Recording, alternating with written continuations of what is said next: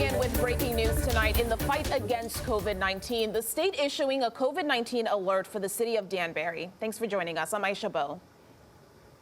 And I'm Brent Harden. The Connecticut Department of Public Health issuing that alert just a couple of hours ago. DPH reporting a significant increase in cases in the last 2 weeks. So let's break down the new data. According to the Department of Public Health, there were 65 new cases of COVID-19 reported since yesterday. Compare that number to the tests reported since yesterday, 7,922 tests. We'll do the math, and that comes out to a 0.8% positive rate. Many people planning to travel this Thanksgiving, whether to Connecticut to celebrate with family or leaving to celebrate elsewhere. Add that to the thousands of college students who will be returning home for the holiday and staying home as campuses close for the fall. We want to thank the public for providing leads. We want to thank our media partners, and we also want to thank all of the law enforcement agencies that we worked with in order to find the suspect.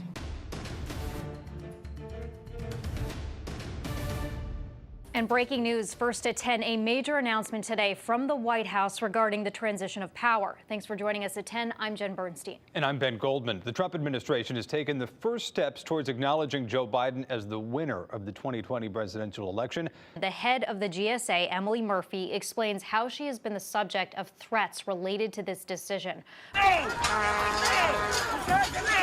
Protesters storm the U.S. Capitol. Violence breaks out between the president's supporters and security forces. Breaking news, the country and the world still coming to grips with the violent outburst in our nation's capital today. Many of those Trump supporters breaching the halls of Congress, putting the entire building on lockdown. Lawmakers on the House and Senate floors rushed away for their safety as the violence continued. If Joe Biden hits 270 electoral votes before President Trump, does he win regardless if all votes are not counted?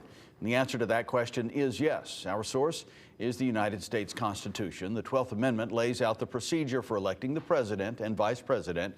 We are live right now on our digital platforms, including Facebook and YouTube and the Fox 61 News app. It'll have a little bit of a different rhythm, but it is in all respects live election coverage, and we're glad you could be with us on this historic election night. First and foremost, it looks like Vice President Joe Biden will take Connecticut. The Associated Press is reporting that right now. I want to ask you first about young voters, and people have observed that young voters look at this election differently. At the end of the day, climate change is this overwhelming crisis that is looming for everyone who's on this planet right now. At the same time, there's been this giant racial reckoning in America, and this is another thing that is galvanizing so many young voters. A historic day in America. So help you God. So help me God. President Joe Biden and Vice President Kamala Harris usher in a new era in the country. That ends up bubbling up has the potential to turn into a severe thunderstorm, has the potential to produce damaging winds. Last time we checked, it was 168,000 outages just for Eversource. Now that number's increased to 182,000 outages. 277,000 customers without power. As you can see, it's a little bit hard to stand right now because of how hard the winds are. Look at that. That tree just came down. Look at that at the end of Grove Street there. We just heard that come down. He was all downstairs with his family when that tree came tumbling down into the son's bedrooms. I'm just really grateful that it didn't fall in the house, that she's okay. You know, that everybody around here is okay, because this could all be cleaned up, but, you know, as long as everyone's okay is the main thing. From summer storms to winter blizzards, from nor'easters to hurricanes to tornadoes, Connecticut has seen it all. This week, Fox 61 takes you deep into the heart of this extreme weather to help you prepare for whatever you might face. We've really tried to focus more and more on the hazards, you know, the storm surge, the winds, the flooding rainfall, the tornadoes, and all the hazards that a tropical storm or hurricane can bring. Down in Miami, Florida, the National Hurricane Center is at the epicenter of hurricane tracking. Forecasters diving into the center of these storms to study them and help keep people safe. Their message, an important one. You've got to be prepared every year. The center used the most advanced technology to predict, to forecast, and to learn, while others bring in the big guns. What we're doing here is being done nowhere else in the country. Meet the wall of wind. 700 horsepower each, maximum wind speed of 156 miles per hour. That's equivalent to approximately a Category 5 hurricane.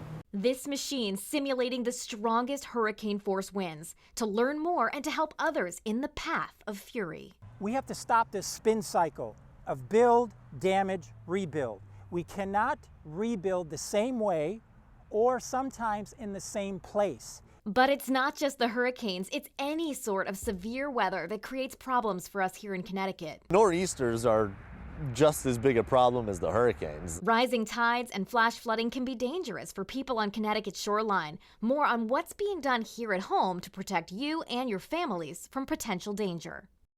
Thanks, Rachel. New at 5, Governor Ned Lamont is providing new details on his effort to boost Connecticut's investment in transportation infrastructure. Yeah, specifically as it pertains to tolls returning to Connecticut. Fox 61's Jen Bernstein joins us in the newsroom now with what the governor had to say today. Jen?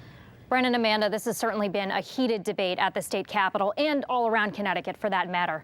Many residents not happy about the possibility of tolls returning. And today we got a better idea of how much it could cost to drive on Connecticut's highways if lawmakers vote to bring tolls back. The governor joined members of the Transportation Committee today to give an update on where things stand at this point after 3 different bills passed the committee. Governor Lamont says he and the committee have begun paring it down to one single bill. Several key provisions in this bill. 40% of the revenue from tolls will be paid for by out-of-state drivers. The highways that would be tolled would be Interstates 84, 91, 95, and Route 15. Officials say there would be no more than 50 tolling gantries in the state placed roughly every 6 to 7 miles. Connecticut drivers with an Easy Pass could expect to pay anywhere from 25 to 30 cents per gantry. During his comments today, Governor Lamont said he's keeping the best interest of Connecticut's taxpayers as top priority. Don't believe these nonsense studies. They're comparing our 4-lane, 8-lane, 7-lane highways with, single-lane roads. So you can't compare this. But more importantly, we got to do a better job of holding down our costs and giving you, the taxpayers, confidence that your money is being well spent. So what does this mean for drivers? The governor and the DOT released some estimated costs per trip for Connecticut Easy Pass holders and those with a frequent user discount. The 39-mile drive from New Haven to Hartford would cost about $1.72 on peak periods. It would be $1.36 off-peak.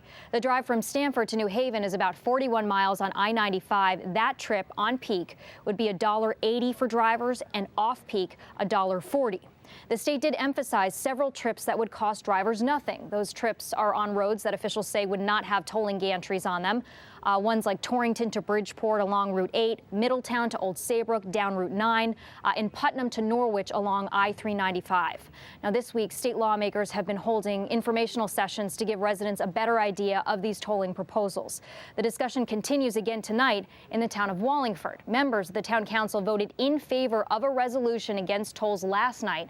Residents we spoke with said they remain firmly against bringing tolls back to Connecticut's highways. State lawmakers will host tonight's informational session at Wallingford Town Hall. That's beginning at 7 p.m. Plus, this weekend, more protests will be held against the implementation of tolls in Connecticut. Organizers with the group No Toll CT will host 3 different rallies around the state Saturday, one in Windsor, one in Milford, and one in Old Saybrook. And with 8 weeks left in the general session, Governor Lamont is looking to push forward these discussions to take actions on tolls. We'll keep you covered on any new developments on the toll front and bring you any new information as we get it. Back to you guys.